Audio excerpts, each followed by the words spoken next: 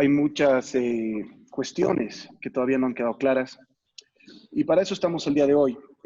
Queremos explicarles un poquito cuál ha sido nuestro formato para armar el webinar de hoy día. Se basa en una estructura de preguntas y respuestas. Preguntas y respuestas, ¿de dónde? Preguntas y respuestas que que durante estos últimos días hemos ido teniendo cada vez más y más, de forma más recurrente por las empresas tanto bolivianas como extranjeras, en tres áreas primordiales, en el área laboral, en el área tributaria y en el área corporativa. Lo que hemos querido hacer el día de hoy es presentarles algo un poco, queremos hacerlo que sea un intercambio práctico. Es un formato de Q&A, preguntas y respuestas, en las cuales vamos a poder tener el chance de intercambiar ideas respecto a varios temas que están muy en boga el día de hoy. Conmigo me acompañan desde Santa Cruz mi socio Paul Aramayo, que es el director de la práctica laboral de Moreno Valdivieso en Santa Cruz. Él cuenta con mucha experiencia y un amplio recorrido en el tema laboral de nuestra firma. Él, el día de hoy será el primer expositor y el que básicamente se encargará de absolver todas las cuestiones de carácter laboral. También Rodrigo, de toda la firma. Como se imaginarán, Rodrigo, perdón, ¿me escuchan bien? ¿Me escuchan bien? Sí, te escuchamos. Un poco se ha cortado el audio, pero estamos bien ahora. ¿Me escuchan bien? Sí, voy a poner el... Sí, le escuchamos. Bueno, Rodrigo, el que hable de todos los temas laborales y finalmente yo concluiré el conversatorio con unas cuantas preguntas con relación a temas corporativos y temas contractuales. Entonces, sin mayor reparo, vamos a comenzar nuestro webinar. En un minutito voy a cambiar la pantalla a efectos de que Paul sea quien comience la tarde de hoy. Conmigo hasta en un ratito, por favor. Gracias. Bien, gracias Andrés. Buenas tardes a todos. Un cordial saludo desde Santa Cruz. Bien, la difícil coyuntura por la que estamos atravesando genera una serie de dudas de índole laboral, las mismas que trataremos de responder a continuación, considerando como los principales cuestionamientos los siguientes. Vamos a la primera diapositiva, por favor.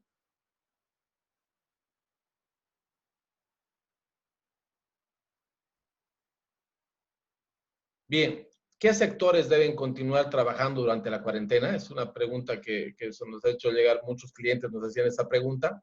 Bien, los últimos decretos supremos emitidos como emergencia del COVID-19, vale decir el 4199 y el 4200, señalan de manera coincidente cuáles son los sectores que deben continuar trabajando durante la cuarentena, señalando para el ámbito privado, que es lo que nos interesa en este webinar, que se encuentran exentas del cumplimiento de la cuarentena total las industrias privadas de manera general, sin especificar cuáles en particular y los bancos y entidades financieras, por supuesto, ¿no?, que también están exentas del cumplimiento de esta cuarentena.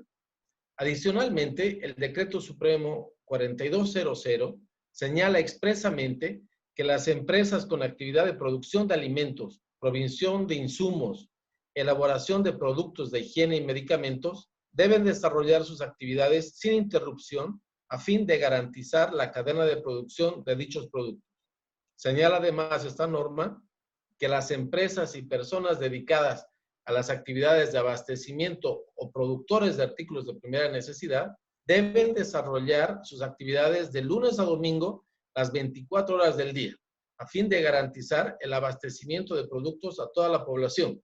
Es decir, que estas empresas dedicadas al rubro de producción y abastecimiento de artículos de primera necesidad deben trabajar prácticamente 24/7.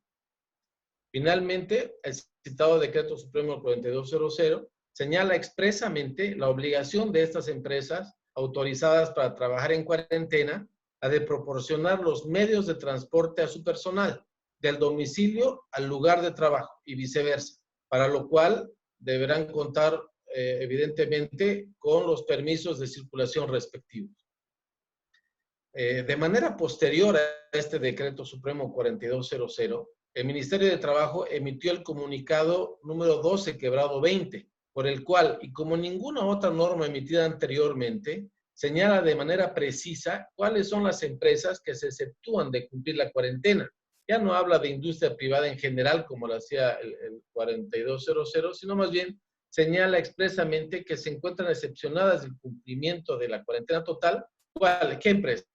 Dice, las empresas de servicios públicos e industrias públicas esenciales, entidades de producción, transporte y comercialización de alimentos, empresas de producción de fármacos, productos de higiene y limpieza, entidades financieras bancarias, entidades financieras no bancarias, públicas, privadas o mixtas, instituciones privadas y particulares que brindan atención y cuidado a la población vulnerable.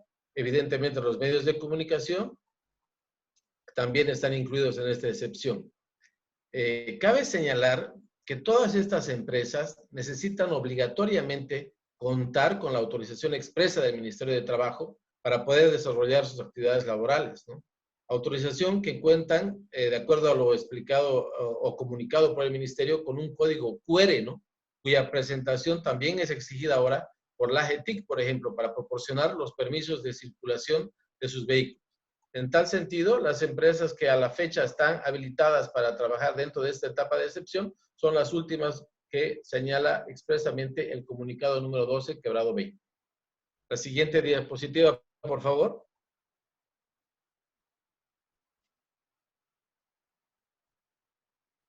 Bueno, esta es otra consulta muy recurrente, ¿no? Decían, nos preguntaban, ¿la inasistencia de un trabajador a su fuente laboral podría considerarse como abandono?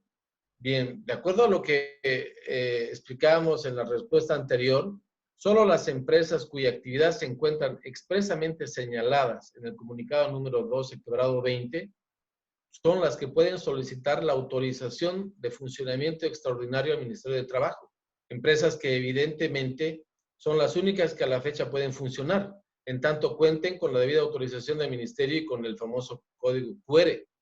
Pero además de lo anterior, estas empresas, decíamos, tienen la obligación de proporcionar transporte a su personal desde su domicilio al lugar de trabajo y viceversa, a su entero costo y responsabilidad, debiendo contar para el efecto con los permisos de la AGETIC, ¿no? En tal sentido, si la empresa tiene la obligación de proporcionar el transporte a su personal, difícilmente podría darse la inexistencia de un trabajador, salvo que presente problemas de salud, ¿no? Por lo que esto activaría otros protocolos sanitarios. En todo caso, esta posibilidad solo se daría en caso de que el trabajador se niegue, ¿no? Finalmente a acudir a su puesto de trabajo. Ante esta situación, lo más conveniente sería que el mismo trabajador solicite el gozo de su vacación, si tuviera acumuladas, a fin de quedarse en casa, ¿no? Pero si finalmente el trabajador se niega a presentarse a su fuente laboral, pese a contar con transporte proporcionado por la empresa y no hace uso de sus vacaciones, ni solicita ninguna licencia especial por encontrarse en algún grupo de riesgo, por ejemplo, esa es una asistencia evidentemente debería ser tomada como injustificada y al sexto día tomar dicha situación como renuncia voluntaria del trabajador, en virtud de lo cual operaría la desvinculación laboral y el pago de los beneficios sociales a merced de la renuncia tácita del trabajador por inasistencia injustificada. La siguiente diapositiva, por favor. ¿Cuáles son los beneficios que se activan para el trabajador y para el empleador cuando se presenta un diagnóstico de COVID-19? Bien, objeto de regular las acciones de prevención y contención del COVID-19, los ministerios de Trabajo y de Salud emitieron de manera conjunta el pasado 13 de marzo la resolución biministerial 01/20, por medio de la cual establecieron una serie de protocolos de seguridad que tienen que ser cumplidos de manera obligatoria, tanto por los empleadores como por los trabajadores, sin excepción alguna. Dicha norma establece la obligación del empleador de otorgar permisos excepcionales de carácter temporal a su fuente laboral a los trabajadores que se constituyan como casos sospechosos. Es importante señalar que los trabajadores que eventualmente sean infectados desgraciadamente por el COVID-19 deben gozar de la baja médica correspondiente en sus fuentes laborales por el tiempo que dure la medida establecida por la autoridad de salud que corresponda. Asimismo, los casos sospechosos, solamente sospechosos, de haber contraído el coronavirus, ya también gozan o deberían gozar de un permiso de excepción. Hola, Ahora Paul. sí. ¿Sí me escuchan? Sí. Ahora sí, Paul. Sí, perfecto. No sé hasta qué parte me escucharon, pero de todas maneras vamos a esta pregunta, la haremos enteramente.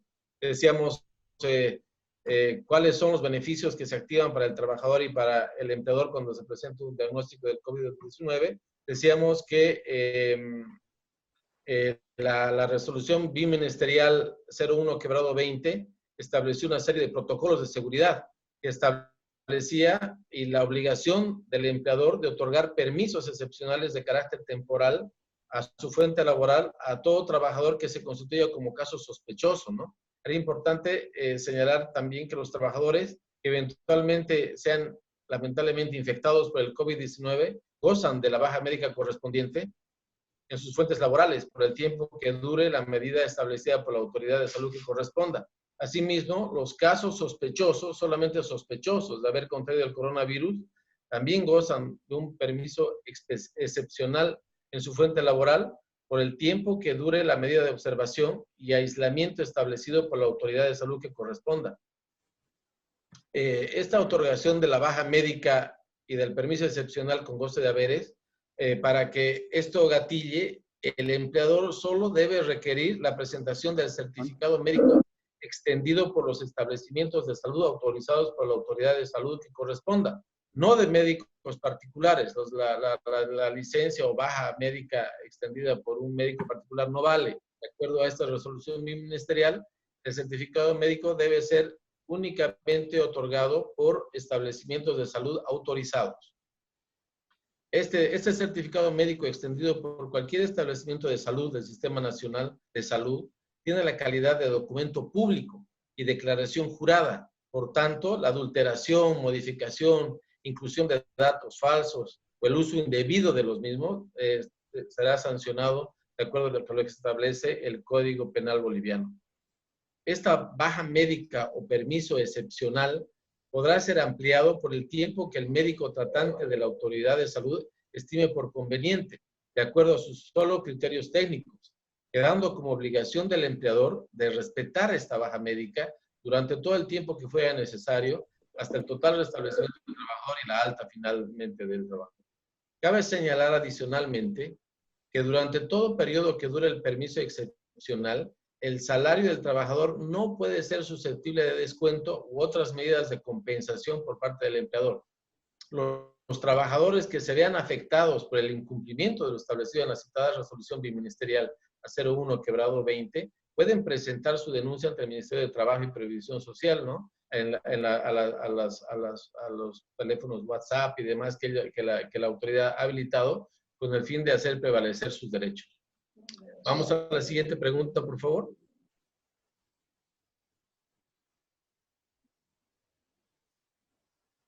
¿Es posible acordar el otorgamiento de vacaciones durante la cuarentena? Bien, este es un tema permanente y constantemente comentado, ¿no? Por televisión y demás. Últimamente veía una entrevista que se le hacía al ministro de Trabajo, ¿no? Que él opinaba que a su criterio no correspondían las vacaciones colectivas, ¿no? Sin embargo, independientemente de lo que pueda opinar la autoridad del Ministerio de Trabajo, yo particularmente considero que la asignación de vacaciones al personal es una buena opción, pero yo sugeriría que en lo posible no sea emitida de manera unilateral por el empleador como vacación colectiva, sino más bien que emerja de una situación consensuada con los trabajadores de manera individual en lo posible, aplicando vacaciones acumuladas. Es decir, que ambas partes, empleador y trabajador, se pongan de acuerdo en asignar a cuenta de vacación acumulada todo el periodo que dure la cuarentena, por ejemplo. recordemos que hace poco, que durante el paro cívico de 21 días acontecido en los meses de octubre y noviembre pasado, varias empresas, acá en Santa Cruz particularmente, determinaron la asignación de vacaciones colectivas a todo su personal. Sin embargo, el Ministerio de Trabajo, mediante comunicación expresa emitida con posterioridad, el comunicado 34/19 del 17 de diciembre del 2019, declaró como ilegales las mismas y sin efecto legal alguno. Por tanto, si bien la situación de fuerza mayor por la que nos encontramos atravesando habilita al empleador a tomar medidas unilaterales modificatorias a las condiciones de trabajo en resguardo de salud de los trabajadores, es aconsejable, yo aconsejaría, que toda asignación de vacaciones sea realizada de manera consensuada con los trabajadores a fin de evitar reclamos posteriores. La siguiente consulta, por favor. Bien, ¿se podrían pactar reducciones de salario o pagos parciales de salario mientras se prolongue la cuarentena? Bien, desde el punto estrictamente legal, la respuesta tendría que ser no. Pues los decretos supremos 4196 y 4199 y el comunicado número 9 del Ministerio de Trabajo señalan expresamente que el pago del salario es obligatorio durante todo este periodo de emergencia sanitaria y debe ser realizado sin ningún tipo de descuento ni excepción. Esa es la regla, eso es lo que marca la norma. Sin embargo, la realidad, la difícil situación por la que están atravesando muchas empresas a raíz de esta situación extraordinaria por el COVID-19, obliga a buscar medios alternativos que posibiliten subsistir a esta coyuntura.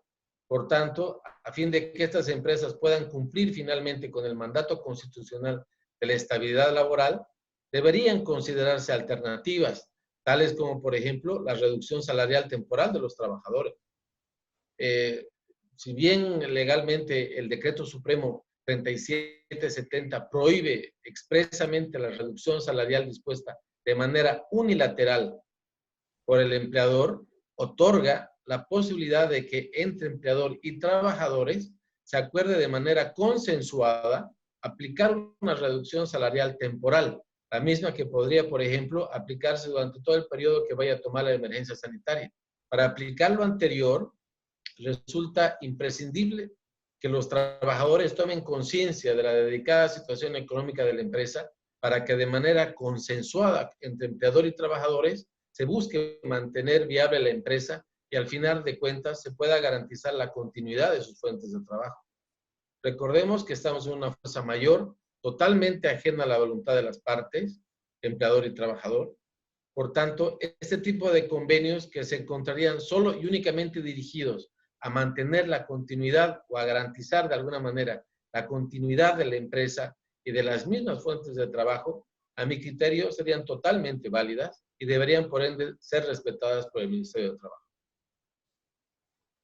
La siguiente, por favor. ¿Sería viable despedir a trabajadores invocando a la cuarentena como una causal de fuerza mayor? Bien, tema de despidos siempre es un tema delicado y hay que tratarlo con pinzas, ¿no? El comunicado número 9 emitido por el Ministerio de Trabajo el 18 de marzo del presente, como efecto de un comunicado que fue emitido como efecto del Decreto Supremo número 4196, recordaba a los empleadores el mandato constitucional de garantizar la estabilidad laboral de sus trabajadores. Por tanto, yo considero personalmente que el aplicar despidos en esta etapa inicial de la cuarentena total y estado de emergencia sanitaria resultaría apresurado, pues la misma debiera ser considerada como un último recurso a fin de salvaguardar la subsistencia de la empresa y las fuentes de trabajo de la mayoría de las trabajadoras.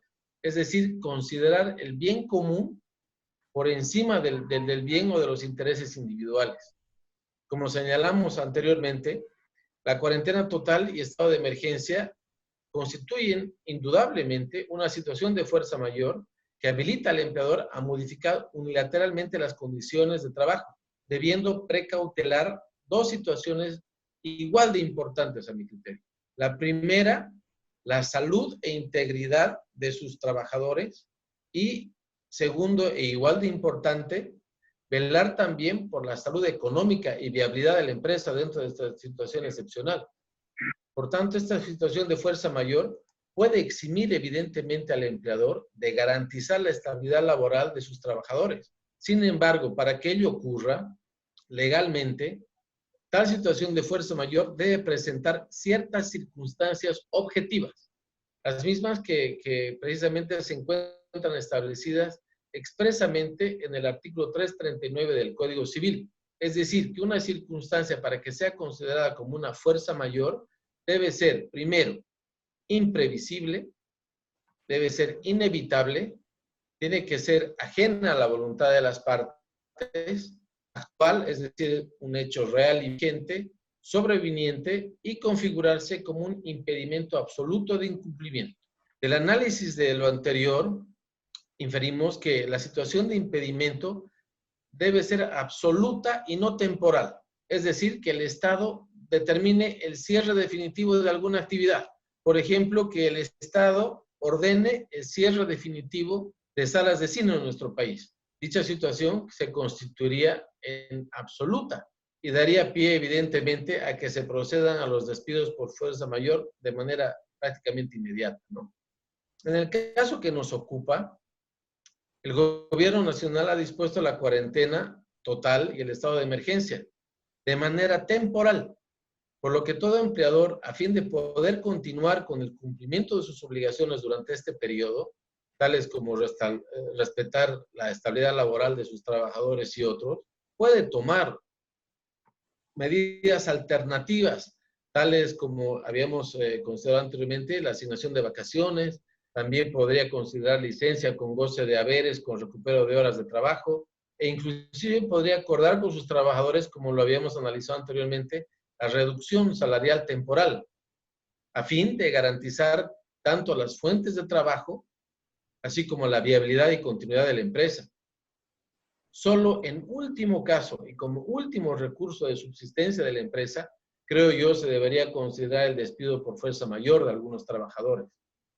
En este contexto legal, evidentemente legal, conviene tener presente lo señalado en la sentencia constitucional número 1088 quebrado 2015, del 5 de noviembre de 2015, la misma que señaló expresamente la necesidad de salvaguardar el interés común por encima del interés individual ante situaciones de fuerza mayor que impiden la continuidad de la relación laboral. Es decir, al ser totalmente insostenible la situación económica de la empresa y habiéndose agotado todas las medidas de mitigación posible, los despidos recién debieran ser considerados como una opción.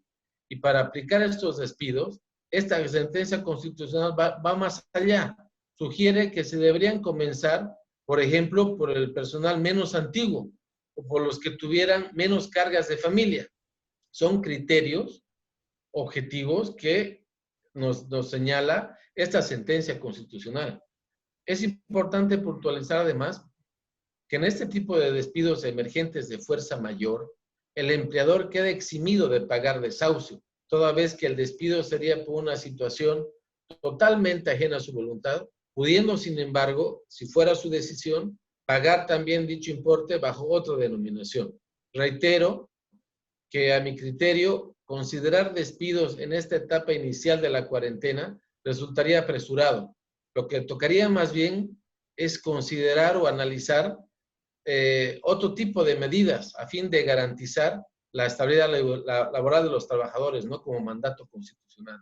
Sin embargo, si esta situación de emergencia nacional sanitaria se prolonga y la cuarentena total se mantiene y agudiza la delicada situación económica de las empresas, lamentablemente la posibilidad de despido por causales de fuerza mayor queda total y absolutamente abierta. Pero reitero que la misma debiera ser considerada como último recurso ante la total insostenibilidad de la empresa, situación que deberá ser totalmente demostrable, además, ante un posible proceso de reincorporación futuro, ya sea a través de estados financieros, facturas, planillas de sueldo, etc.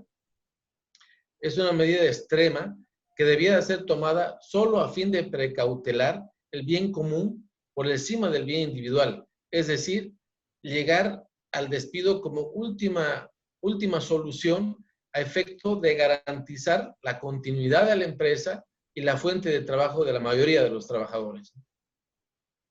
La siguiente, por favor. Bien, el día después de la cuarentena, ¿qué medidas debo tomar? Bueno, sin ánimo de ser pesimista, veo que la presente emergencia sanitaria en la que nos encontramos recién se encuentra en sus inicios y que volver a una normalidad en nuestras actividades tomará todavía un tiempo considerable. En este contexto, es muy difícil prever cómo estaremos el día después de superada la cuarentena y reiniciadas las actividades laborales y económicas. De todas maneras, reiniciadas las actividades evidentemente quedará como primera tarea de todas las empresas que a la fecha no se encuentran trabajando de manera extraordinaria, la de implementar, ¿no?, todas las medidas de bioseguridad que correspondan, ¿no?, que sean posibles, debiendo cumplir a cabalidad todas las instrucciones emitidas para el efecto por el Ministerio de Salud y por el Ministerio de Trabajo. A tal fin, las empresas deberán reforzar o actualizar los planes de seguridad y salud en el trabajo, ¿no?, los denominados y famosos PSST, a fin de garantizar óptimos ambientes de trabajo a sus empleados y evitar cualquier contagio dentro de las instalaciones de la empresa. También debería considerarse el mantener de manera permanente sistemas de trabajo alternativos, tales como el trabajo remoto o trabajo desde casa, que a la fecha se vienen aplicando exitosamente por varias empresas, que al final del día pueden ser viables, no solo en este tipo de situaciones extremas, sino también como una manera regular de prestar servicios sin necesidad de que el trabajador se constituya físicamente en la empresa. Bien, para terminar, creo finalmente que la situación totalmente extraordinaria por la que estamos atravesando de manera global, no solamente en Bolivia, tiene que posibilitar el cambio de actitudes, tanto de empleadores como de trabajadores, a fin de ser más solidarios unos con otros y velar por el interés común por encima de los intereses individuales, ¿no? Bajo esa premisa es que considero viable todas las medidas paliativas a la crisis económica que hemos venido analizando durante toda mi exposición. Muchas gracias.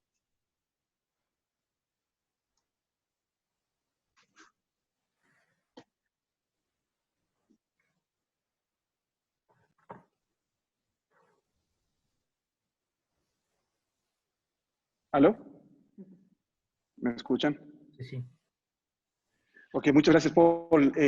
Muchísimas gracias por toda la explicación y por todos los temas laborales que sin duda van a generar muchas preguntas y muchas cuestiones, porque es la verdad que es el tema más álgido que nos toca vivir en estos temas, en estos momentos. Luego, ahora quiero presentarles a Rodrigo Burgos. Él es, como les dije, él es Councilor en Moreno y dirige nuestro departamento de tributario. Rodrigo, de una forma muy sucinta, en unos 15 minutos, va a hacer un resumen y va a afrontar una serie de preguntas que nos vienen cuestionando el día a día respecto a los temas tributarios que estamos enfrentando en estos momentos, que son bastante difíciles. Entonces, dicho esto, Rodrigo, te dejo en manos de la audiencia para que puedas ir adelante con tu exposición. Bien, buenas tardes tengan todos ustedes. Un gusto, obviamente, estar por este medio con todos ustedes conectado y a partir de ello empezar la exposición desde el tema tributario, desde el punto de vista tributario. A ver, voy a empezar diciéndoles que la normativa que ha salido es insuficiente. Si bien por esta coyuntura sabemos el momento que estamos pasando, cuál es el divorcio, digamos, que tenemos entre el poder legislativo y el poder ejecutivo. Estamos viendo que no hay sesiones del poder legislativo, etcétera. Pero eso lo estamos viviendo hoy.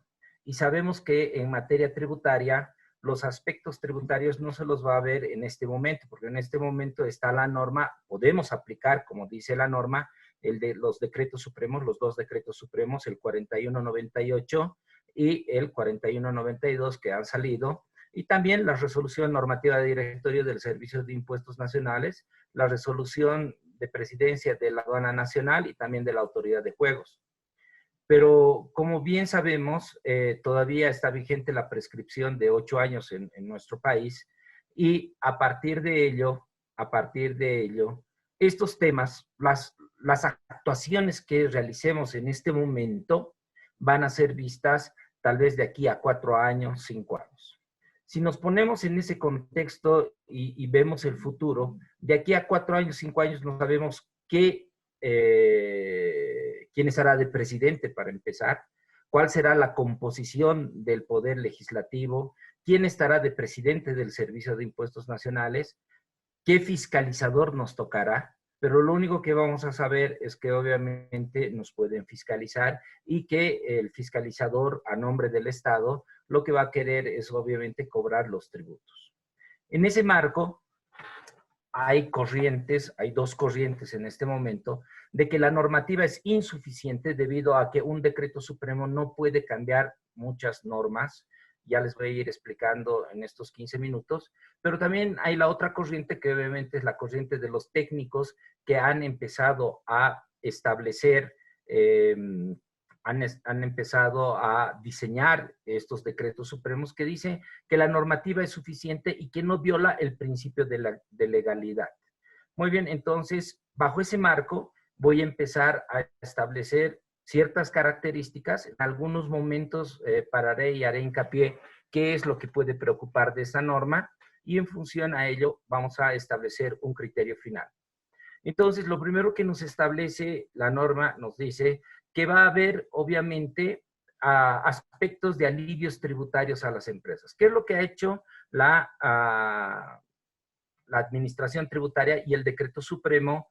Obviamente han establecido diferimientos en cuanto al pago del impuesto. Por ejemplo, si nosotros teníamos el cierre al 31 de diciembre y la presentación debería hacerse del IUE al 29 de marzo de 2020, lo que hace el Decreto Supremo es diferir el pago, ¿sí? El Decreto Supremo 4198 difiere el pago hasta el 29 de mayo de 2005.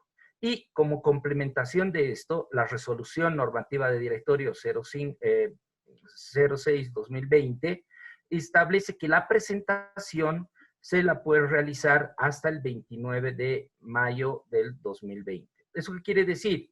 Que tanto el formulario 500, 510 y 501, la Administración Tributaria ha establecido la presentación hasta esa fecha. Pero ¿qué es lo que ha pasado? Se ha olvidado del formulario 520, que es para las entidades sin fines de lucro, por ejemplo. Entonces, ¿qué es lo que va a suceder? Va a tener que salir necesariamente una resolución normativa de directorio donde mínimamente complemente que este formulario también va a ser presentado juntamente con toda la información que presentan las entidades sin fines de lucro. No olvidemos que, obviamente, hay muchas empresas que están separadas. Por un lado está el sector productivo y por el otro lado está su brazo social, lo vamos a llamar como una empresa, como un aspecto social de la empresa, donde generalmente tienen sus fundaciones, sus instituciones sin fines de lucro. Entonces, para esas instituciones sin fines de lucro es que obviamente falta la normativa de ese formulario 520. Después la Administración Tributaria ha ampliado y ha establecido que tanto los estados financieros en físico y en digital, la memoria anual, la información tributaria complementaria, el informe de precios de transferencia, obviamente va a estar suspendido hasta el 29 de mayo del 2020. Y también ha establecido que las obligaciones mensuales, llámese el IVA, el ITE, el ICE, de los periodos de febrero y marzo, van a ser prorrogados hasta la fecha de vencimiento de abril, que obviamente se va a pagar en el mes de mayo. ¿Eso qué quiere decir? De acuerdo con la terminación del NIT que yo voy a tener en función a al día que caiga, yo voy a pagar en mayo esos 3 meses, si ustedes quieren, o voy a poder declarar esos 3 meses hacia adelante. Obviamente esto no impide que si el contribuyente por algún motivo, porque todo su personal está trabajando mediante teletrabajos, etcétera, pueda declarar, y hoy tenemos las facilidades, el internet, etcétera, entonces no va a haber ningún problema si mensualmente viene cumpliendo. También hay otros aspectos que ha ido prorrogando la administración tributaria. Por ejemplo, las facilidades de pago que obviamente de los vencimientos de febrero y marzo ha prorrogado hasta el 30 de abril. Los CDIMS también ha prorrogado, todos los CDIMS, las solicitudes de devolución que se deberían realizar en el periodo marzo, ha prorrogado hasta el 30 de abril. En el caso del Senocrev, también ha establecido todas aquellas solicitudes de devolución en función a la ley 1886 han sido prorrogadas hasta el mes de marzo, perdón, hasta el 30 de abril. En el caso del libro de compras y ventas IVA y los agentes de información, la información que deben mandar los agentes de información, esta por los periodos abril, marzo y abril ha sido prorrogada hasta el 11 de mayo del 2020. Ya en aspectos, entre comillas, menores, en el caso del régimen tributario simplificado, ha sido prorrogado el pago bimensual que debería realizarse de enero y febrero hasta el 11 de mayo, y en el sistema tributario integrado que corresponde al primer trimestre, enero, febrero y marzo del 2020, hasta el 29 de mayo de 2020. Y en el caso del IRS-IVA de los contribuyentes directos, del primer trimestre también ha sido prorrogado hasta el 29 de mayo del 2020. Hay otros aspectos que también toca el Decreto Supremo. Por ejemplo, toca las facilidades de pago. ¿Eso qué quiere decir? El Decreto Supremo establece al contribuyente y le dice, si ustedes han determinado su impuesto al 31 de diciembre del 2019, ustedes pueden tener unas facilidades de pago de hasta 3 cuotas mensuales sin mantenimiento de valor, sin intereses y ni la constitución de garantías. ¿Eso qué quiere decir? Es una facilidad de pago simple y pura, ¿no ven? Este beneficio va a poder tener, obviamente, el contribuyente siempre y cuando pague el 50% del tributo determinado, eso quiere decir de su IUE al 31 de diciembre del 2019, hasta antes del 1 de junio, nos dice la resolución del 2020. ¿Eso qué quiere decir?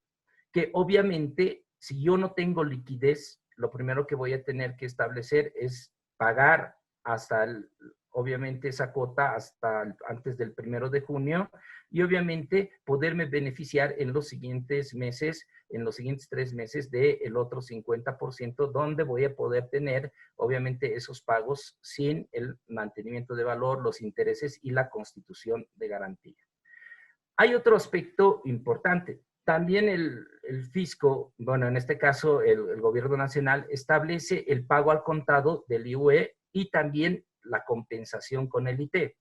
Aquí ha tratado de dar el gobierno unos incentivos y le dice al contribuyente, señor contribuyente, si usted va a declarar algún tipo o el impuesto sobre las utilidades de las empresas y me paga en su integridad hasta el 15 de mayo, ¿sí?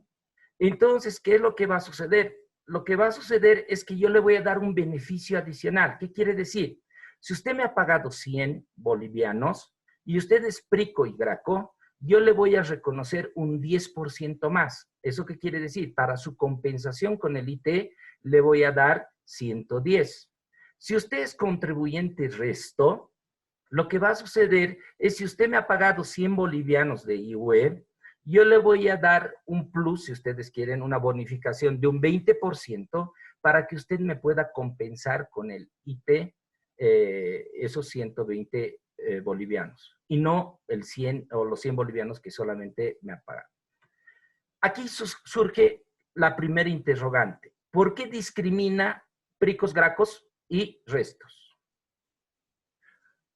No sabemos el criterio. Vamos a tratar de entender. Los Pricos y Gracos declaran muchos más impuestos. Los Pricos y Gracos obviamente están considerados por esa característica fundamentalmente son los que sostienen la recaudación del Estado. En cambio, los restos no tienen gran incidencia, obviamente, en la recaudación total del Estado, por eso se les da un 20% más. Pero ¿qué es lo que puede suceder? Puede suceder que en estos tiempos, empresas que eran, digamos, resto, estén facturando por arriba de las empresas que son Graco. Entonces, obviamente, este beneficio de darle a uno 10% y al otro 10% podría considerarse como, obviamente, una discriminación a los principios de igualdad, generalidad y no discriminación.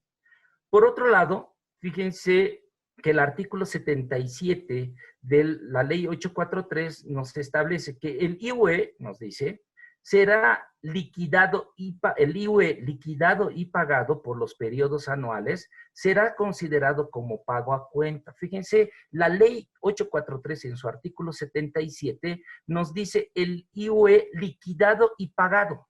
¿Cuánto he pagado? He pagado 100. ¿Cuánto me voy a beneficiar? 110 o 120, dependiendo si soy Prico o Graco. ¿Quién me está autorizando que pague 110 o 120? Un decreto supremo. Entonces, en la jerarquía normativa, lo que se va a establecer es que, obviamente, en algún momento, de aquí a 4 años, un fiscalizador diga, señor, usted no podía hacer caso a un decreto supremo. ¿Por qué? Porque la ley le marca que solamente usted debe compensar el IVA pagado, tal cual establece el artículo 77 de la ley 843. Otro aspecto importante es la base imponible del IT. En este caso, la base imponible del IT nos establece que va a haber una reducción en el caso del IT. Si hoy vendemos a 100 y obviamente de los 100 determinamos el IVA 13% y de los mismos 100 determinamos el 3% de IT, hoy nos dice, señores, de la venta de los 100 va a declarar el IVA y para el IT va a descontar el IVA y va a poner el 87%. En este caso, efectivamente, estamos quitando el pago que realizábamos anteriormente, impuesto sobre impuesto. Ya no va a haber el impuesto sobre impuesto, pero ¿qué es lo que establece? Esto, digamos, va a establecer de que los contribuyentes puedan pagar menos IT. Pero aquí hay 2 aspectos que son importantes. El primero, que es un plazo de 3 meses, y obviamente para los Pricos y Gracos, y el segundo nos dice de 6 meses para los contribuyentes resto. De nuevo entramos a esa discriminación entre Gracos, Pricos y resto. Pero el otro aspecto es que nos habla del efectivamente pagado, y la administración tributaria no ha aclarado qué entiende por efectivamente pagado. Porque yo puedo tener un crédito fiscal acumulado de periodos anteriores, saco el débito fiscal de este periodo, y no voy a pagar. Sí voy a declarar, pero no voy a pagar. Ese se consideraría como efectivamente pagado. Es una posición. La otra posición puede ser de que obviamente el contribuyente puede asumir. Yo he pagado el IVA al momento de la compra, al obtener el crédito fiscal. Por lo tanto, mis ventas van a ser compensadas con ese crédito fiscal, se consideran con un IVA efectivamente pagado. Entonces, yo puedo beneficiarme de este tributo, ¿no? De este descuento en la base imponible. Entonces, fíjense, estamos en una delgada línea de qué es lo que podría interpretar la administración tributaria a futuro. Concordante con esto, o con el criterio de la base que han establecido, está la NIF 15, que en su párrafo 47 nos dice que obviamente para los términos contables en la NIF 15, el precio de la transacción va a estar establecido menos los impuestos sobre las ventas. En este caso, la norma internacional de contabilidad avala este cambio y obviamente está en esa concordancia. Solamente que esta norma, este decreto supremo nos está cambiando para 3 meses o para 6 meses y obviamente el efecto de temporalidad al cambiar la estructura del impuesto también nos podría traer problemas con el principio de legalidad. Y obviamente otro incentivo que ha establecido en el decreto supremo 4192 es que para el caso de los tributos aduaneros, el gravamen arancelario va a tener temporalmente una tasa cero hasta el 31 de diciembre, siempre y cuando se importen insumos, medicamentos, dispositivos médicos, equipamientos reactivos, detectores de fiebre adquiridos o donados relacionados con el coronavirus. ¿No ve? La siguiente pregunta, por favor. ¿Qué debe hacer? La siguiente pregunta, por favor. ¿Qué debe hacer las empresas para acceder a estos alivios tributarios? Primero, obviamente, analizar el aspecto jurídico de aplicar o no aplicar estos incentivos tributarios. ¿Podemos llegar hasta ese extremo? Sí, porque obviamente, como les he estado comentando en estos aspectos, hay ciertas cosas que vulnera el principio de legalidad, hay otros aspectos que puede vulnerar hasta el principio de seguridad y por lo tanto de aquí a unos años el fiscalizador puede tomar obviamente la interpretación o el fisco como tal, otra interpretación dependiendo de las personas que estén y quién va a salir perjudicado, el contribuyente. Y el otro aspecto que debe establecer obviamente los empresarios es la liquidez. ¿Existe liquidez? Entendamos de que todos los contribuyentes para la administración tributaria son socios, o al revés. Para todas las empresas, la administración tributaria es el primer socio. ¿Por qué? Porque es al primero que le distribuimos nuestras utilidades, de nuestras ventas le damos un porcentaje, etcétera, etcétera. Entonces, bajo esas características, a ninguno le va a convenir de que haya menos empresas, porque si hay menos empresas, no voy a recaudar mucho como fisco. Pero si yo mantengo a mis empresas y espero a que se recuperen y después obviamente me puedan pagar el impuesto, entonces obviamente yo voy a salir beneficiado y por lo tanto voy a poder cumplir hasta mis metas de recaudación anuales. Entonces obviamente eso tiene que ver con esos dos análisis de la situación legal y de la parte de liquidez. La siguiente, por favor. Aquí nos habla de cuáles son los principales alivios tributarios a favor de los profesionales independientes. En el primer caso hemos establecido para todas las empresas en general y obviamente en este caso para los profesionales independientes nos dice que hasta el 31 de diciembre del 2020, ¿sí?, se podrá beneficiar del crédito fiscal computable que se origine por las compras de alimentos, la contratación de servicios de salud y educación de su núcleo familiar. Aquí el principal problema es qué consideramos por el núcleo familiar directo. Entonces, obviamente, lo que requerimos es una normativa, una resolución normativa del directorio que establezca qué se entiende por núcleo familiar directo, para que nos digan por los grados de consanguinidad, de afinidad, etcétera. Vamos a establecer hasta ciertos grados para que ustedes puedan, obviamente, declarar. ¿Por qué? Porque yo puedo estar viviendo con mi abuelo, los medicamentos o el recetario o las consultas que he hecho al médico, etcétera, pueden salir como paciente de abuelo y a favor de mí, obviamente, la factura. Entonces, yo tengo que saber si ese crédito fiscal lo voy a poder aplicar o no lo voy a aplicar. Lo que no nos habla esta normativa es qué sucede con el IUE.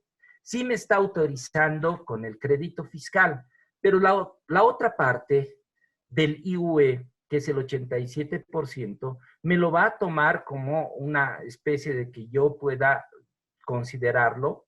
Bueno, en este caso, obviamente, como son los profesionales independientes, vamos a establecer que se podría establecer ciertas características peculiares en su determinación. Siguiente, por favor. Nos dice, ¿qué deben hacer los profesionales independientes para beneficiarse de los alivios tributarios? Primero, estar seguros de que si en una factura viene el nombre del paciente y viene el nombre del que va a beneficiarse del crédito fiscal, saber hasta qué, cuál es la consideración de la administración tributaria respecto a ese núcleo familiar que va a tener. Y en función a esas características, determinar si puede o no puede establecer obviamente, el beneficio del crédito fiscal. Siguiente, por favor.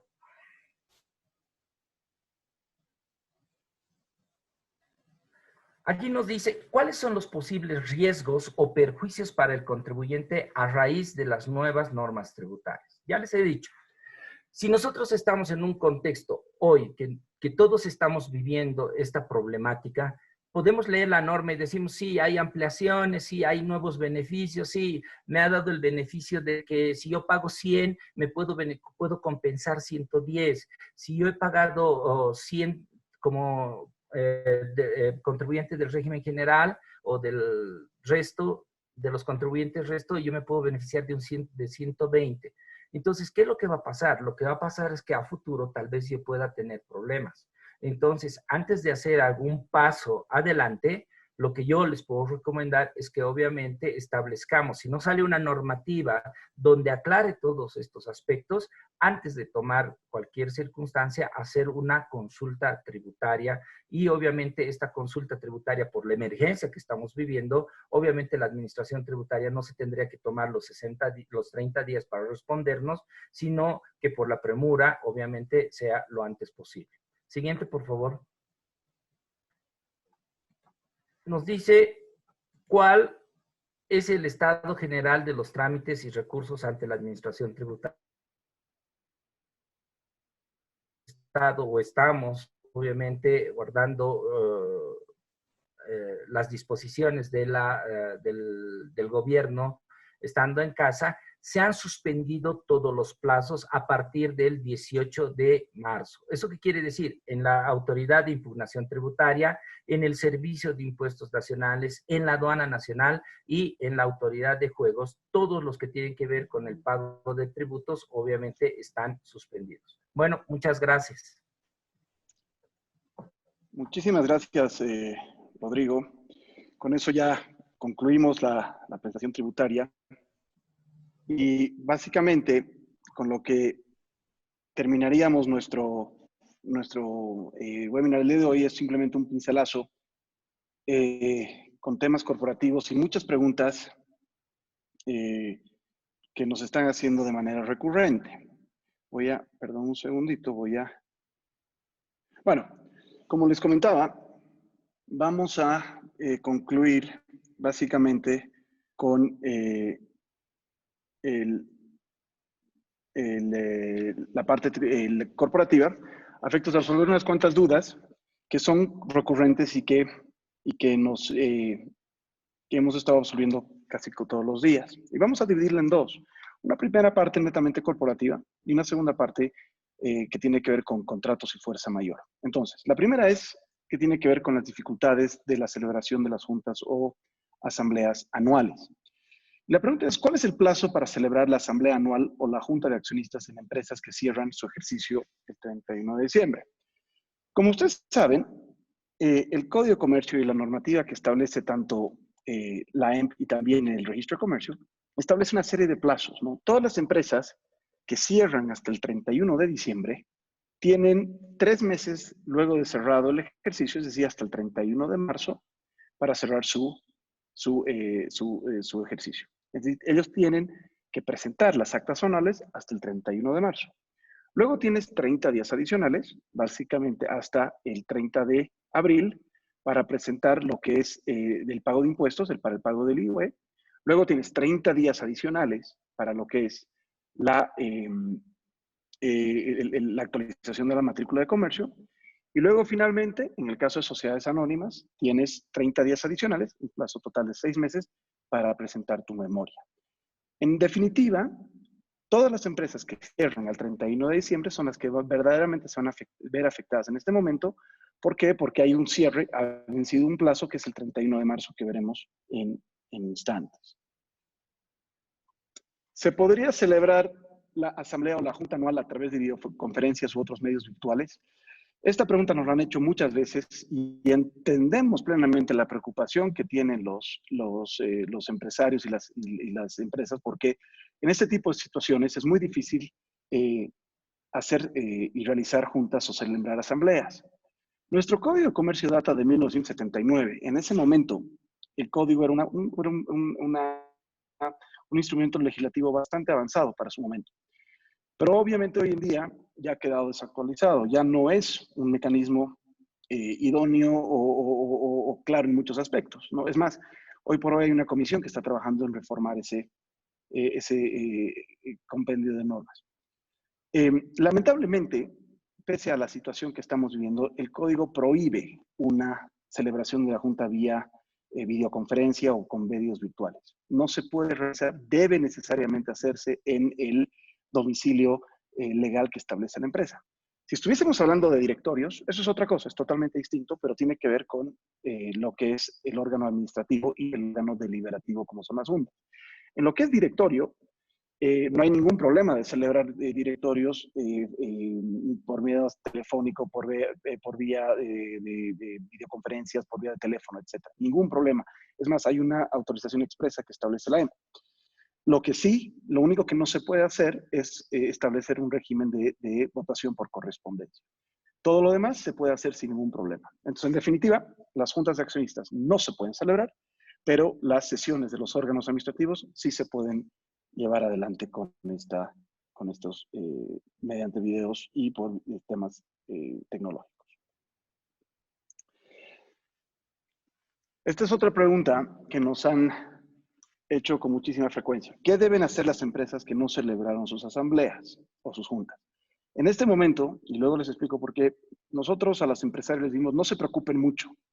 Este es un deber formal y ahorita estamos en una situación de fuerza mayor. No se preocupen mucho en el entendido de que si bien este plazo es exigible hasta el 31 de marzo, pero ahorita no estamos en una situación normal u ordinaria. Estamos en una situación bastante delicada, es una situación de excepción.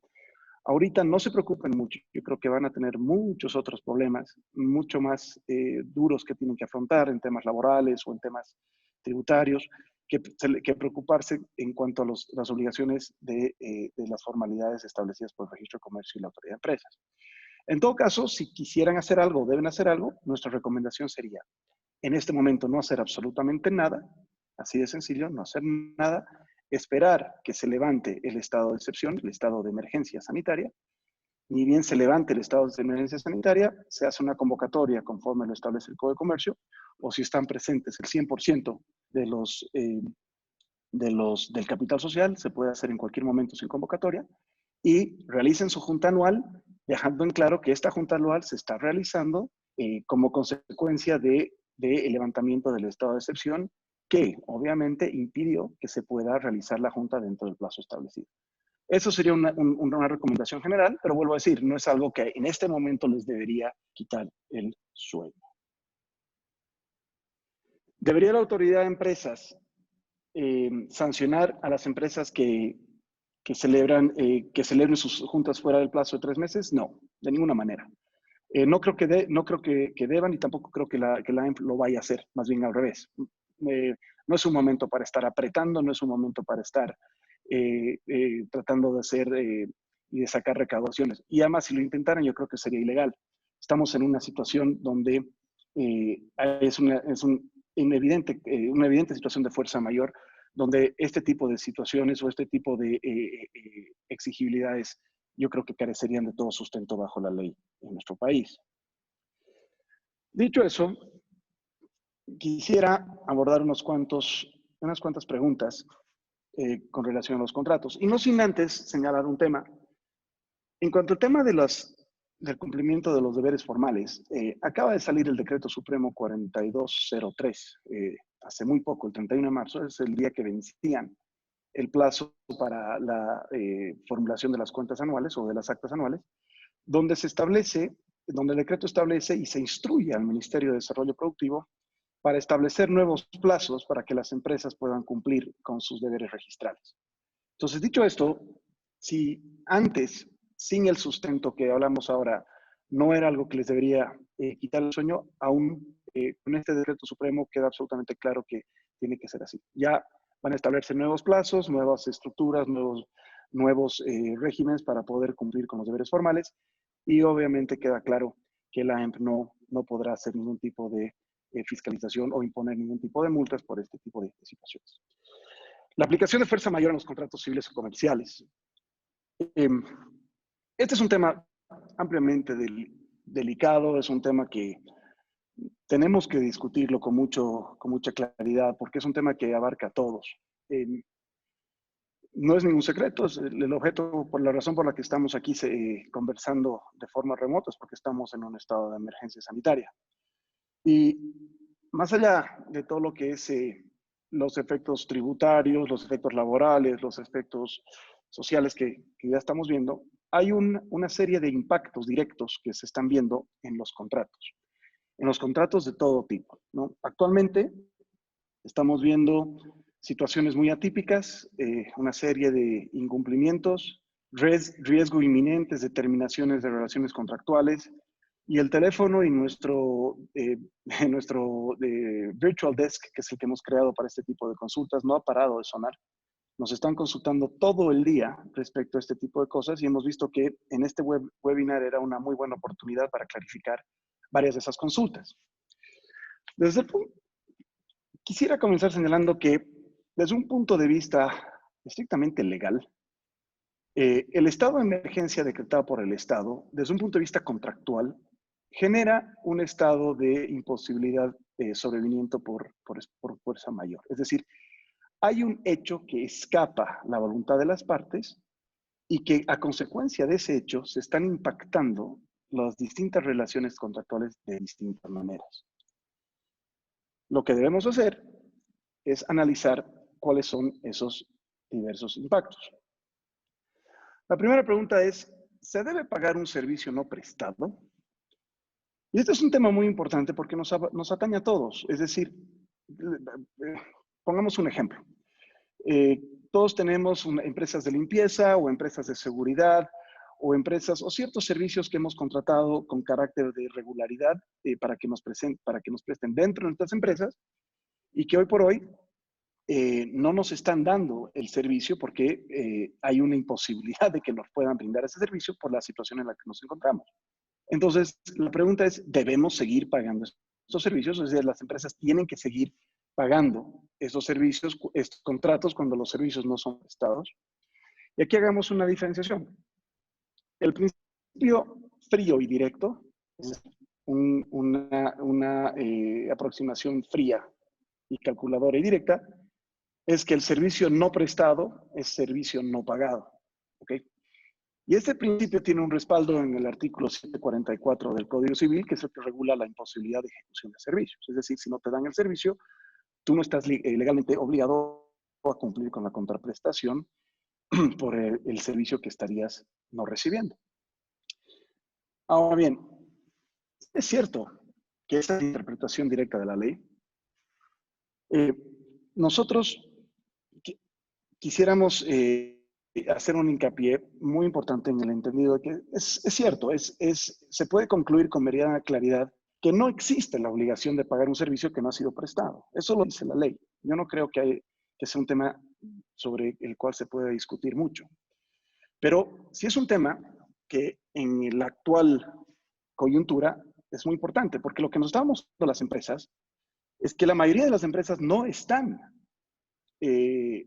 haciendo valer este principio de la ley de forma directa o a rajatabla. Vale decir, las empresas no están optando por directamente terminar estos contratos de forma directa. Lo que están haciendo es, están explorando alternativas, ¿no? Están viendo la forma de reducir precios o ver el tema de compensación por días y horas posteriores o restitución, acordar restituciones futuras, etc. Ahorita es una situación tan delicada donde las empresas lo primero que van a cortar son a sus proveedores. ¿Por qué? Porque ahorita lo que tienes que cuidar es el efectivo. No entra mucho en juego en este momento el estado de resultados de las empresas. Yo creo que en eso podemos estar de acuerdo. Lo que entra en juego en este instante es el flujo de efectivo, es decir, cash is king en estos momentos. Entonces, es bastante sencillo llegar a una determinación de lo que primero van a reducir las empresas son a los servicios con proveedores o con terceros. Entonces, lo que estamos viendo es que las empresas no están cortando esto a tabla porque no tenemos una bola de cristal, pero queremos ver o están queriendo ver qué va a pasar en un corto plazo. Si esto sigue adelante o esta situación sigue adelante en un corto plazo, no me cabe la duda que este tipo de servicios serán cortados por su totalidad. Por el momento, no, y por el momento yo creo que lo mejor es llegar a explorar alternativas. Se podrían reclamar daños y perjuicios por incumplimientos o demoras durante la cuarentena. En principio tenemos que recalcar que estamos en una situación excepción. Es una situación excepcional. Esta situación genera que las partes se vean imposibilitadas de cumplir con sus obligaciones y el contrato básicamente suspende sus efectos hasta que se supere los hechos de fuerza mayor o imposibilidad sobrevenir que fueron invocados. En el caso que nos ocupa, entiendo que estos efectos y los contratos tendrían que verse suspendidos hasta que se levante la declaratoria de emergencia. Dicho esto, en cuanto a la posibilidad de reclamar daños, tomando en consideración que un hecho de fuerza mayor suspende los efectos contractuales, las partes se ven liberadas de sus contraprestaciones y obviamente, como consecuencia directa, no podrían reclamar ningún daño o perjuicio por ningún tipo de cumplimiento contractual. Seguimos. ¿Sería viable aplicar sanciones o penalidades contractuales por incumplimientos o demora? Eso va muy unido al anterior y la respuesta es claramente que no. La fuerza mayor en la cual nos encontramos, las partes no tienen la posibilidad legal de exigir el cumplimiento de sus obligaciones o en su caso de aplicar moras o sanciones. Ahorita el contrato está en un statu quo como consecuencia de un hecho que es ajeno a la voluntad de las partes contratantes. El tema de penalidades o el tema de incumplimientos, yo creo que en este momento es algo que es un rotundo no y que nadie puede exigir el cumplimiento de obligaciones o de la imposición de moras a la otra parte. ¿Las partes pueden terminar una relación contractual durante la cuarentena? Esa pregunta nos la han hecho con bastante frecuencia. Para responder a esta pregunta, lo que debemos hacer es, en esencial, determinar cómo contrataron las partes. Y hay unos cuantos escenarios, es decir, si las partes pactaron que alguna de ellas o ambas tiene la facultad de rescindir unilateralmente el contrato, entonces la parte que tiene ese derecho contractual podría rescindir unilateralmente la relación durante la cuarentena sin ningún tipo de impedimento legal. Normalmente la rescisión contractual, la rescisión unilateral opera sin justa causa.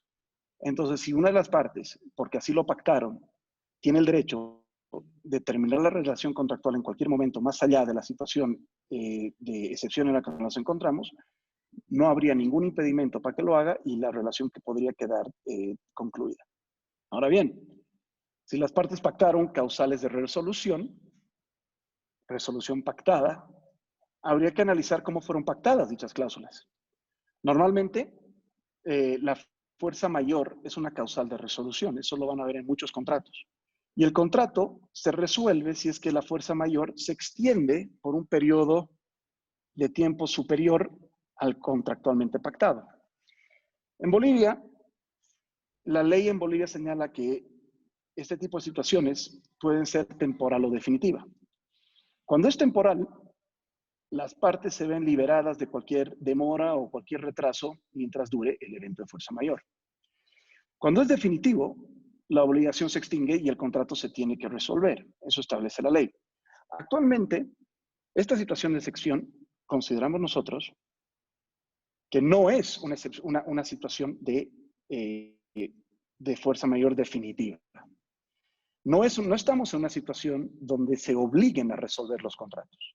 Todavía estamos en una situación, y así lo queremos ver, que es una situación temporal donde la resolución contractual dependerá de cómo las partes han pactado. Queremos creer y somos confiados de que esto va a pasar.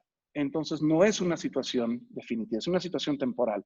Y mientras esa situación temporal esté en vigencia, ninguna de las partes puede establecer demora o retraso mientras dure este evento. Actualmente, en resumen, consideramos que en la cuarentena las partes sí pueden terminar relaciones contractuales, sí se encuentran facultades, existen la facultad de hacerlo. Sin embargo, hay que claramente analizar la forma y cómo las partes contrataron para poder llegar a este tipo de conclusiones. Pero sí consideramos que se puede hacer. Ya casi acabando, ¿qué debo hacer con mis relaciones en curso? ¿Qué debo hacer con mis contratos? Ese es un tema también que nos están preguntando mucho y no es un tema que lo vamos a poder encontrar en leyes o en decretos o en doctrinas, etcétera. Simplemente ver qué es lo que está sucediendo. Primero, lo que a nuestro entender se tiene que hacer es analizar cuidadosamente las cláusulas. No todos los contratos son iguales, no todas las cláusulas de fuerza mayor son redactadas y son estructuradas de la misma manera. En ese sentido, se tienen que verificar claramente, contrato por contrato, las estructuras de sus cláusulas. Segundo, una vez que hayan hecho esta revisión, se deben seguir cuidadosamente los procedimientos y los mecanismos establecidos en dichas cláusulas. Normalmente, las cláusulas de fuerza mayor en los contratos requieren que el evento de fuerza mayor sea comunicado o en su caso sea declarado dentro de un plazo determinado desde que ocurre el hecho. Es decir, hay un requisito formal que obliga a las partes que está invocando el hecho a que se tenga que comunicar y declarar tan pronto se tenga conocimiento del mismo. Y algunos contratos también establecen que de no realizarse esta comunicación oportuna, el hecho no sería considerado como un efecto de fuerza mayor a los efectos del contrato. Yo creo que en esta situación que estamos viviendo, sería muy difícil que alguien desconozca esta situación. Pero no está por demás señalar que el contrato es ley entre partes y si las partes han pactado que se tienen que establecer comunicaciones o se tienen que considerar plazos, es altamente recomendable hacerlo. Inclusive, estoy seguro que muchos de ustedes han visto que hay muchos contratos donde no solamente se debe comunicar, sino que además debe ser oportunamente aceptada por la otra parte. Entonces, aquí hay obligaciones, en esto podemos concluir que hay, en cláusulas de esta naturaleza hay obligaciones recíprocas que generan derechos y obligaciones que deben ser respetados por las partes a efectos de tener todo claro y no tener problemas con las contrapartes. En definitiva, la conclusión principal respecto a este punto es revisen muy bien sus cláusulas, cumplan a cabalidad los mecanismos que tienen dichas cláusulas y no tomen nada por hecho, es decir, no ignoren ningún requerimiento por más formal que parezca, cúmplanlo. Y la última pregunta es, ¿qué estamos viendo actualmente? ¿Cuáles son las soluciones que se pueden dar y que se están dando en la práctica en cuanto al tema contractual? Esta pregunta es bien delicada porque en estos momentos es absolutamente cierto que todos nos vamos a ver afectados, tanto deudores como acreedores.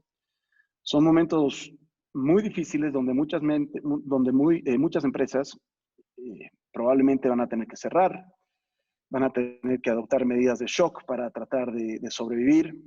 Va a haber probablemente mucha gente pierda su trabajo por la situación. Pero para nosotros, hay un dicho que es muy importante y lo repetimos muchas veces. Para nosotros, la fuerza de los hechos va más allá que el derecho. Vale decir, consideramos que ahorita son muy pocos los casos donde las empresas están optando por aplicar fríamente la fuerza de la ley y básicamente terminar abruptamente sus contratos.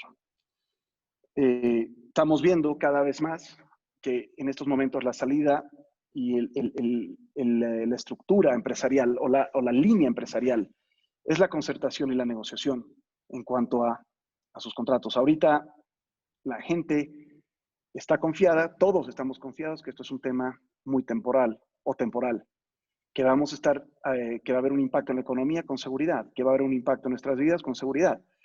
Pero queremos creer que esto es temporal y por ello ahorita las empresas están en una vía de concertación o negociación. Hemos visto que ahorita hay muchas líneas de creatividad. Estamos viendo la forma de reducir cargas, negociación, reducción de impuestos, reducción de precios, la forma de compensar horas y servicios. Es decir, hay muchas formas como las empresas están tratando de reducir sus gastos, reducir sus proveedores, pero de alguna forma mantener las relaciones contractuales para poder subsistir y continuar en el ejercicio de sus objetos. Finalmente, un último hincapié con el tema que hablaba Paul hace instantes, el tema laboral. Despedir a la gente despedir a gente como causal de fuerza mayor es legal, sí, es verdad. Se puede hacer, sí, pero no es tan sencillo. No vean esto como empresa, que esto es simplemente la salida fácil, porque no la es. Para poder despedir en este tipo de situaciones no es tan sencillo. Hay que hacer, la carga de la prueba en materia laboral recae sobre nosotros mismos. Entonces, para poder hacer esto, con toda seguridad se tiene que demostrar que hay una falta de liquidez, se tiene que demostrar ante las autoridades que no se puede cumplir. Y como hemos visto en nuestro país, las autoridades en Bolivia, especialmente las autoridades laborales, son extremadamente sobreproteccionistas de lo que son los derechos sociales en nuestro país. Y para que esto pueda ser adelante y que puedan haber despidos en este tipo de situación, el ministerio lo tiene que aceptar. Y si no lo acepta, con toda seguridad, lo más probable es que haya una recorporación y ahí vas a estar peor de lo que saliste. Entonces, vayan con mucho cuidado. Al final, no nos queda más que agradecer.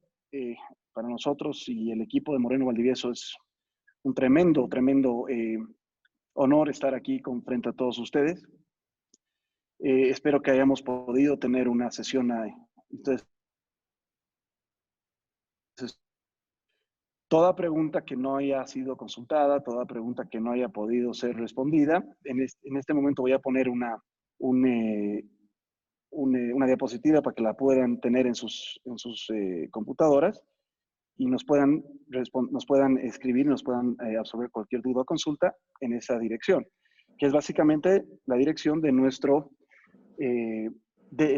escritorio virtual o virtual desk que hemos habilitado específicamente para estos temas, para este periodo, donde nos van a poder encontrar 24 horas, 7 horas al día a todo el equipo de especialistas de Moreno Valdivieso.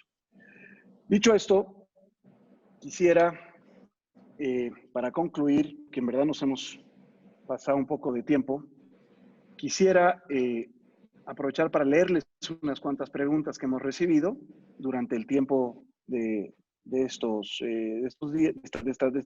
webinar, para que tanto Paul, Rodrigo y yo podamos responderlas. Dado el tiempo, vamos a aprovechar para hacer 2 preguntas laborales, 2 de tributario y 2 de contratos si es que existiesen.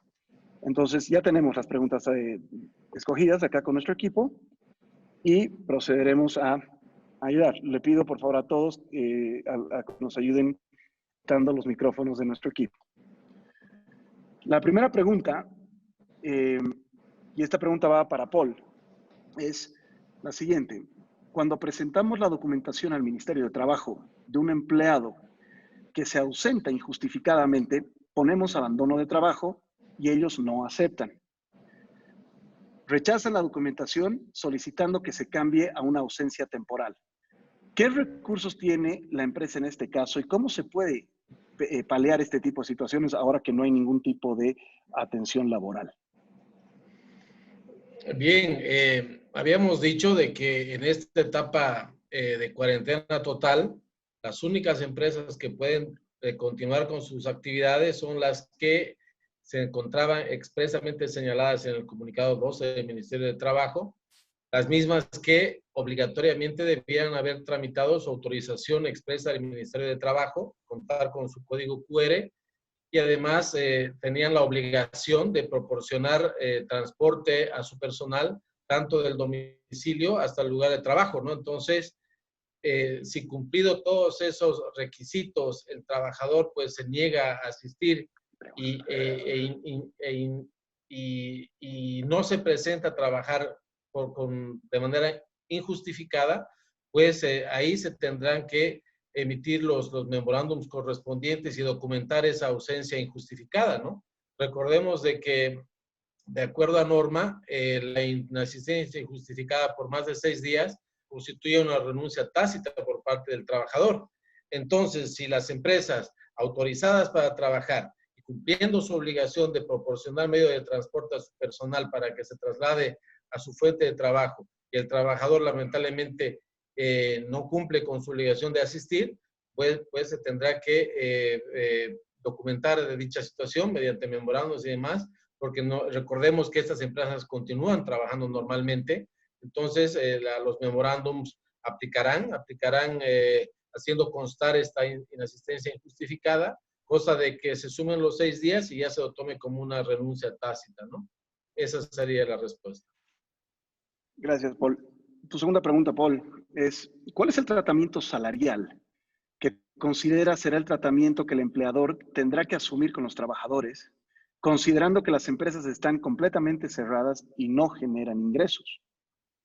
Sí, habíamos visto también, ¿no?, en la presentación, esta es una situación real, ¿no? Más allá de que la norma, los decretos y los comunicados del Ministerio de Trabajo digan y repitan una y mil veces la obligación del empleador de pagar en su totalidad el salario, esa es la ley, esa es la norma, eso es lo ideal, pero la situación real de algunas empresas pues realmente son duras y en merced a esa situación es que se tienen que buscar medios alternativos para poder paliar la situación y no despedir directamente a un trabajador. Entonces queda totalmente abierta la posibilidad de que tanto empleador y trabajadores de manera consensuada puedan llegar a acordar reducir el monto salarial, ¿no? Totalmente válido.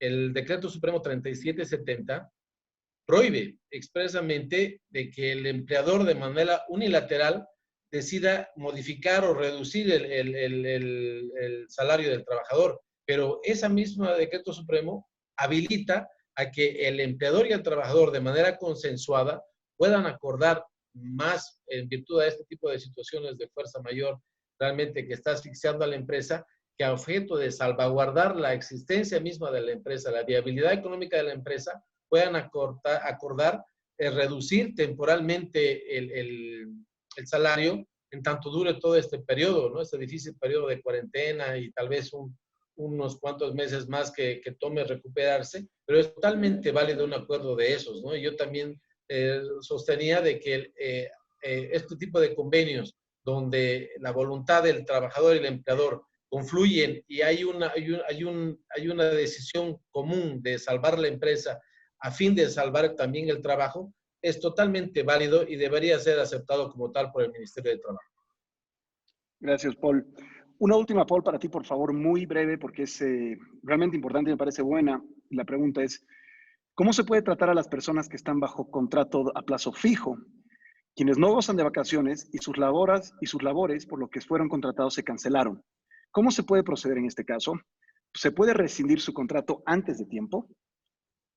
Sí, yo creo que en estas situaciones excepcionales, bueno, recordemos que el contrato a plazo fijo solamente aplica para requerimientos de temporales o extraordinarios por parte del empleador, ¿no?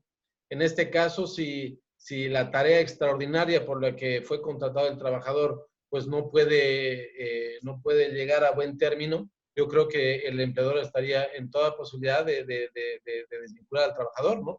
Por la causal de fuerza mayor, ¿no? De imposibilidad de continuar con el servicio que estaba prestando a la persona. También se podría analizar la posibilidad de decirle, bueno, mira, vamos a suspender momentáneamente el contrato, una licencia, una suspensión con goce de haberes, con reposición de horas. Eso quiere decir que tú a tu retorno continuamos con el contrato a plazo fijo, pero tú me vas a tener que responder todas las horas que te estoy pagando ahora, las vas a tener que responder más adelante, ¿no? Esa es otra alternativa. Pero reitero, esta causal de fuerza mayor habilita al trabajador a desvincular al trabajador, ¿no? En ese tipo de contratos a plazo fijo. La misma pregunta nos hacían, por ejemplo, en el tema de término de prueba. El término de prueba, recordemos que solo aplica a los contratos por tiempo indefinido. ¿Qué pasa en esta situación a todas estas personas que estaban dentro de un término de prueba, ¿no? Y que les llegó la cuarentena?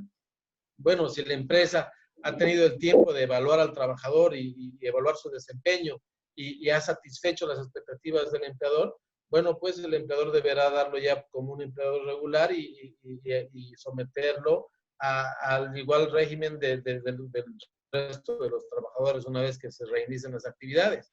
Pero si el empleador, dentro del análisis rutinario que hace a estos trabajadores que están dentro del término de prueba nota de que él no satisface las expectativas de la empresa, sería totalmente válido desvincularlo ahora mismo dentro de este término de prueba y comunicar esa decisión de la empresa mediante correo electrónico, mediante algún SMS, por ejemplo, cosa de que haya constancia de que la empresa ha comunicado la desvinculación laboral dentro del término de prueba, en toda vez que el trabajador no ha satisfecho las expectativas del empleador. Gracias, Paul. Muchísimas gracias, muy claro. Querido Rodrigo, muy breve, por favor, dos preguntas que son interesantes, bueno, nos hacen acá. En cuanto al IUE, ¿hasta qué fecha podemos pagar el impuesto para solicitar los incentivos? Bueno, aquí hay dos tipos de incentivos en el IUE, ¿no? Uno podría ser con facilidades de pago, que obviamente la norma nos establece que deberían ser pagados hasta el 29 de mayo, obviamente, y el otro es el pago al contado, que debería estar ese pago hasta el 15 de mayo realizado, ¿no? Y producto de esto, en el caso de facilidades de pago, tengo que pagar el 50% y voy a tener 3 meses para pagar el otro 50% sin, obviamente, mantenimiento de valor, intereses, ni la constitución de una garantía. Y en el caso del pago al contado, la proporción del 1 a 1.1 o del 1 al 1.2. Gracias, Rodri.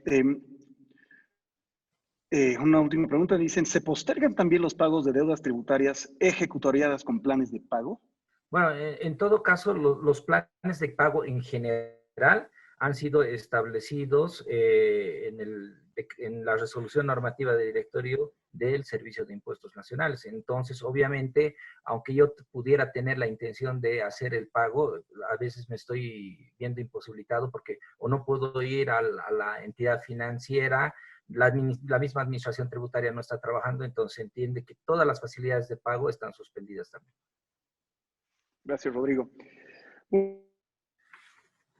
Existe un plazo.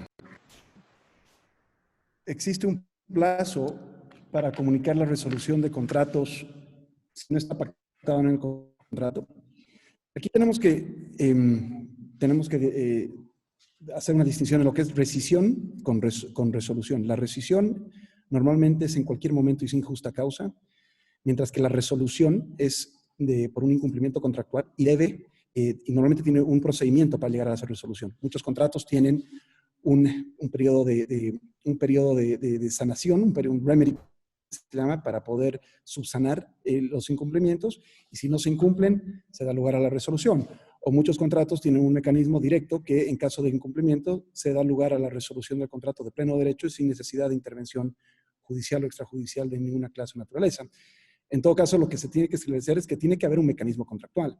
Si no hay un mecanismo contractual, no hay un plazo establecido para comunicar la resolución. En definitiva, si tú no pactas una resolución contractual, el único que puede resolver el contrato, si estamos hablando de resolución, tendría que ser el juez o en su caso un tribunal arbitral. Pero en definitiva no, tienen que pactarse y el mecanismo también debería pactarse. Y la última es, ¿qué sucede con los contratos de seguros? ¿Se puede suspender el pago? Por ejemplo, seguros contra accidentes de trabajo. Nosotros somos abogados de empresas aseguradoras y es una de las preguntas que verdaderamente estuvimos discutiendo estos días. Entiendo que hay una resolución de la Autoridad de Pensión y Seguros de la APS muy reciente donde están congelando a las aseguradoras, les están congelando el cobro de primas.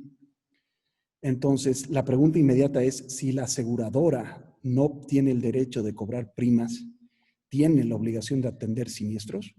Es decir, volvemos al mismo tema, servicio no prestado es servicio pagado, debo prestar el servicio si es que no pago. Es decir, tiene que cortar la navaja por ambos lados. Si existe una restricción a la aseguradora de cobrar primas y generar ingresos, no se olviden que la aseguradora debe también pagar reaseguros para cubrir siniestros. Entonces, si no puede pagar reaseguros, entonces, ¿con qué fuerza podría afrontar el pago de siniestros?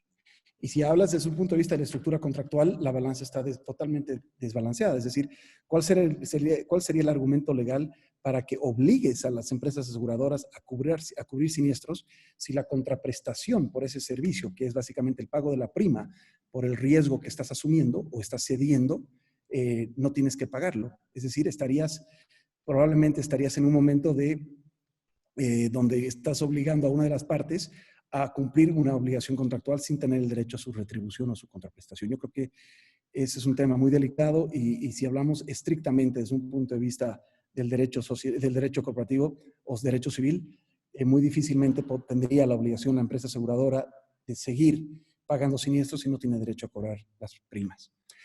En definitiva, creo que con eso concluimos, nos hemos atrasado un poco, nos hemos extendido. Quiero agradecerles a nombre de Moreno Valdivieso toda su paciencia por habernos escuchado el día de hoy.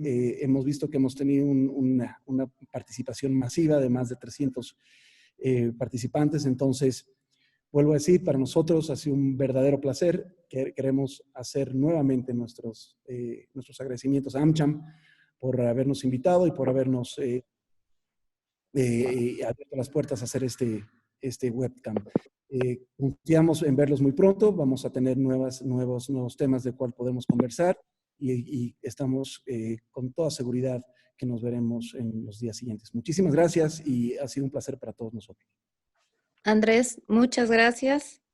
Andrés, a todo el equipo en realidad del Estudio Jurídico Moreno Valdivieso, mil gracias. Ha sido realmente muy importante el aporte. Más de 360 participantes en el webinar. Obviamente siempre cuando hay tantos participantes hay algunos problemitas, pero sin duda ha sido todo un éxito. Agradecerles, invitar a los participantes a estar atentos a los próximos webinars. La próxima semana estamos con muy interesantes también. Nos acompaña Martín Rapp, por ejemplo, desde Santa Cruz y bueno, muchos otros más. Y quiero agradecerles con todo cariño a ustedes y también al equipo de AmCham en Bolivia. Muchas gracias. Muchas gracias a todos. Gracias. Gracias.